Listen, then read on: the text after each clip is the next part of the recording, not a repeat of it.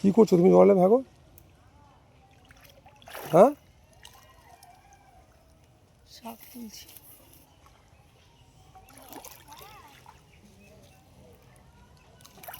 শাক তুলছি বন্ধুরা। এই শাকগুলোকে কী শাক বলে জানো?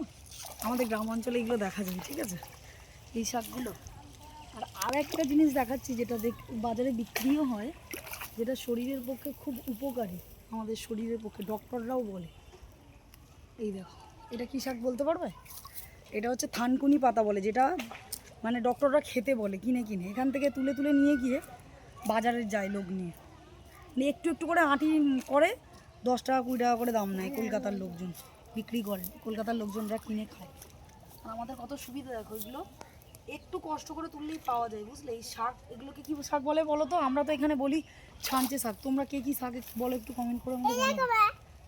ফুল আর কলমি শাক হচ্ছে ছোটো ছোটো একদম কলমির ডগ হচ্ছে, এত ভালো লাগে না এগুলো। এগুলো পেঁয়াজ দিয়ে রসুন দিয়ে ভাজলে খুব ভালো লাগে খেতে।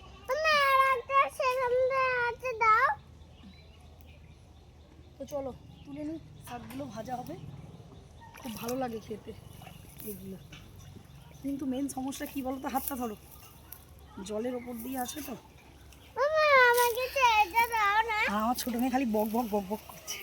ওপরে ওপরে ছাঞ্চেগুলো আছে, নিচে কলমিগুলো আছে, আর এতে আবার কুল পোখাড়াও আছে গো।